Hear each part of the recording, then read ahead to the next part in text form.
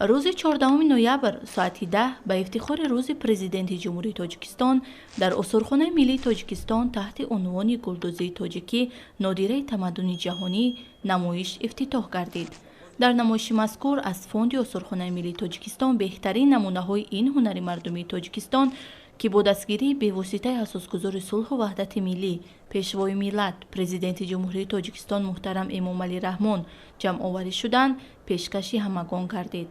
дар намоиш таҳти унвони Гулдузии тоҷикӣ зиёда аз 200 адад намунаҳои гулдузии тоҷикӣ аз қабили чакан, сӯзанӣ, зардевор, миёнбанд, болинпӯш, оинахалта, борпӯш, ҷойнамоз, рӯймол ва рӯйҷо бо нақшу нигори мухталиф пешниҳоди тамошобинон гардида буд. дар Осорхонаи миллии Тоҷикистон намоиши гулдузии тоҷикӣ нодираи тамаддуни ҷаҳонӣ ифтитоҳ мешавад. намоиши мазкур як моҳ идома хоҳад кард ва дар 4 ошиёнаи Осорхонаи миллии Тоҷикистон бо истифода аз ганҷинаи пурғановати Осорхонаи миллии Тоҷикистон гулдузиҳои бисёр ҳам зебо ва мунаққаш аз шаҳру минтақаҳои қадима ва гуногуни тоҷикон ба намоиш гузошта шуданд. дар гулдузии тоҷикӣ бисёр таърих ва фарҳанги қадимаи тоҷикон ва ҳамчунин зебопарастии тоҷикон ҷаҳони пурмуҳтавои маънавии тоҷикон инъикос ёфтааст. дар ин намоиш мо ба як навъи гулдузӣ маҳдуд нашудем.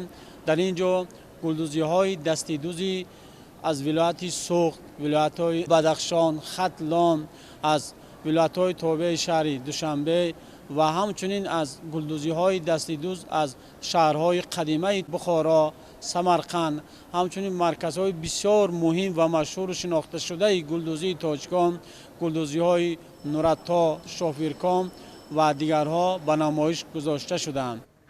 сӯзаниҳои ҳар минтақаи Тоҷикистон дорои хусусиятҳои хос буда аз ҳунари баланди ин навъи гулдузӣ дарак медиҳанд ва далели рушди ин ҳунар ва офаридаҳои ҳунармандони шаҳрҳои Хуҷанд, Истарафшан, Қаратоғ, Қонибодом, Кӯлоб, Панҷакент, шаҳри Туз, Бадахшон, Рашт ва Ҳисор мебошанд ки намунаҳои онҳо дар намоиш пешниҳод шуданд.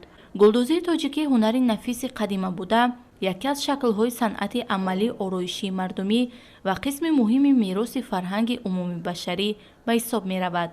аз ин ҷост ки намунаҳои волои гулдузии тоҷикиро дар аксари осорхонаҳои Тоҷикистон ва баъзе осорхонаҳои машҳури олам дидан мумкин аст.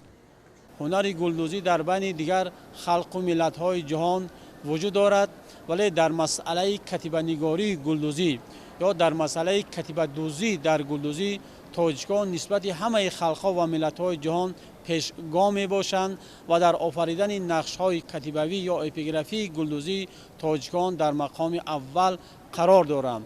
зеро ки тоҷикон тавонистанд ки бо офаридани гулдузиҳои бисёр машҳур ки ҳар як гулдузи асари алоҳида мебошад, дар баробари нақшҳои гуногун бо истифода аз адабиёти пурғановат ва аз эҷодиёти бузургон классикони форс-тоҷик онҳо абётҳои бисёрам пурмуҳтаво ва пурҳикмати шоирони моро ва ҳамчунин фолклори халқи тоҷикро дар гулдузиҳо бидӯзанд ва аз ин ҷост ки тоҷикон, гулдузҳои тоҷикон онҳо тавонистанд ки дар ин мавзӯъ, яъне дар мавзӯи офаридани нақшҳои эпиграфӣ дар гулдузӣ дар ҷаҳон дар мақоми аввал қарор дода бошанд.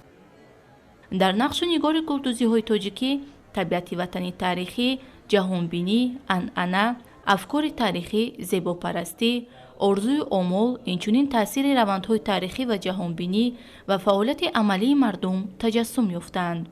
бояд тазаккур дод ки Осорхонаи миллии Тоҷикистон бо ҷамъоварӣ, ҳифз ва омӯзиши ин ҳунари қадимаи тоҷикон аз соли 1951 таваҷҷӯҳ зоҳир намуда, имрӯз дар фонди Осорхонаи миллии Тоҷикистон зиёда аз 400 адад сӯзаниҳо аз минтақаҳои гуногуни ҷумҳурӣ ҳифз карда мешаванд.